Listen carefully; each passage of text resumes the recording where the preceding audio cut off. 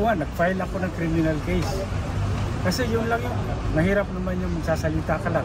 Wala ka namang ginawa, di ba? Kaya kami, nakapag-desisyon kami na mag-file ng criminal case bilang reaksyon namin sa krimen na ginawa nila. Dahil ito, matatawag natin karumal-dumal talaga ito. Sa buong buhay ko, ngayon ko lang nakita na merong ganito kawalang hiya na gumawa ng krimen. Harap-harapan talaga. Sa tingin po ninyo, anong inaasahan ninyong papabor po ba sa inyo? Pwede pa yun. Well, sa akin naman, nagdasal na lang na sana mag-decision on the merits. O yung mga gobyerno na merong jurisdiction dito. Decision on the merits lang, okay na tayo doon. Very briefly, it's the falsification of legislative documents. Dahil nga yung mga blanco, nagkaroon ng laman. Article 170 sa Revised Penal Code. Tapos, nung inaral pa namin, nakita namin na may violations ng RA 3019. No? Yung anti-graft natin na law. Particularly Section 3E, alam na alam yan nila Attorney Trixie, kung saan nagkaroon ng undue injury sa gobyerno. Napakalaki ng injury. Na-injure na ba kayo ng 241 billion? Ganun po kalaki ang injury. And, presumably, undue advantage to some persons. Yan po ang Section 3E ng RA 3019. What will happen if we do not file this? What do you foresee will happen to the Filipino people, to our country, if this case is not filed? Well, kaya nga po namin inihain ito sapagkat para po sa amin ni Attorney Jimmy, General, ni Jigs Magpantay, this is not just a crime as defined in the Revised Penal Code and RA 3019. This is a crime against the Filipino people dahil sa laki ng amount involved, 241 billion. The ordinary Filipino cannot even begin to wrap their heads around that kind of figure na isisingit mo. Grabe naman yon. Ngayon lang sa pagkakaalam ko na nagkaroon ng ganito. Usually ang insertion, wala sa BICAM, nilalagyan pero may fixed amount.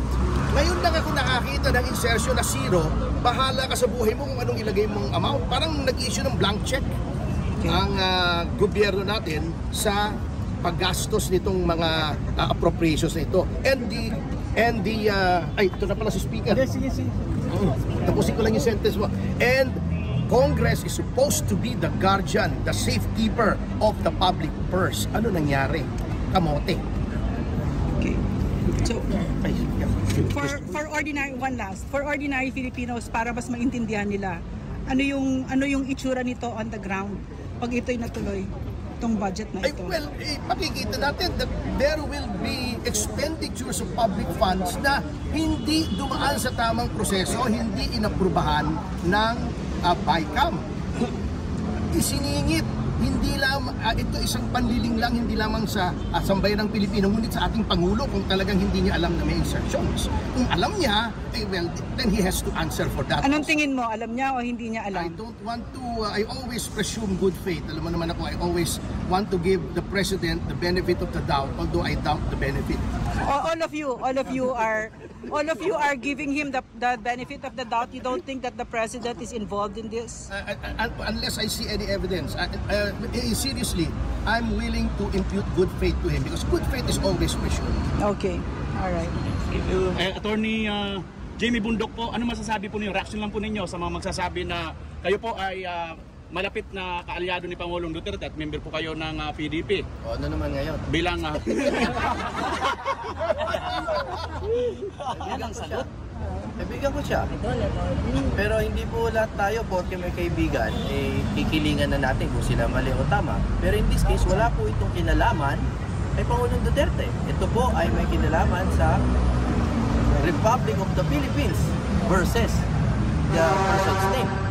May ginawa po silang krimen. At ang biktima, taong bayan.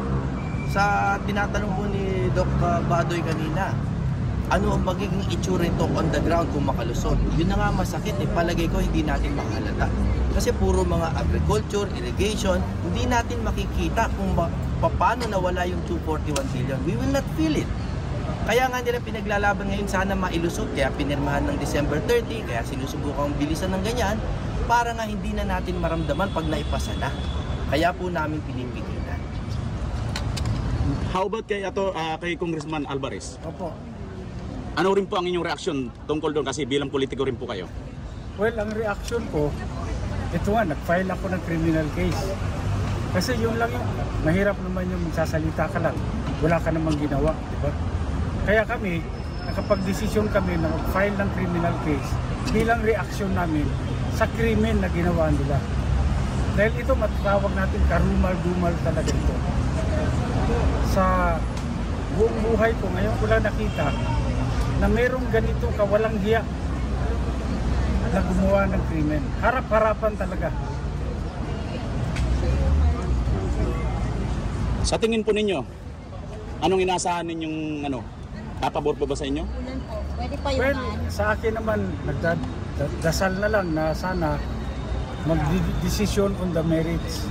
O yung mga gobyerno na merong jurisdiction dito. Decision on the merits lang, okay na tayo doon.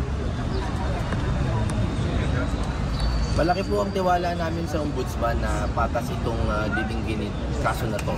And hindi po in favor of any side but in favor of what is right and in favor of the Philippine people. Naniniwala po kami sa ombudsman.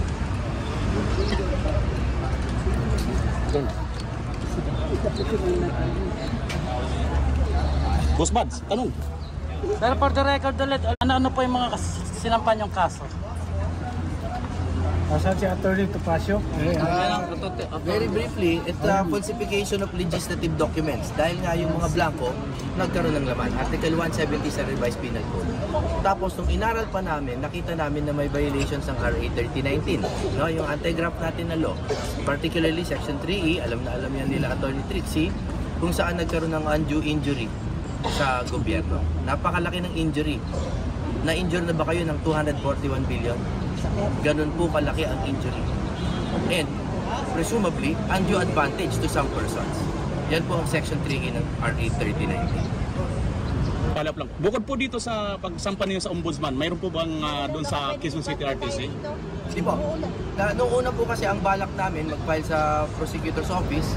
Pero since meron pong concurrent jurisdiction ng ombudsman at what they call primary jurisdiction kasi may 3019 na no? 3019 na minabuti na po namin to give due respect to the office of the ombudsman dahil talaga namang this falls squarely under their jurisdiction. Last question. Okay. Last question. Question. Wala na? Maraming salamat po. Maraming salamat, Attorney.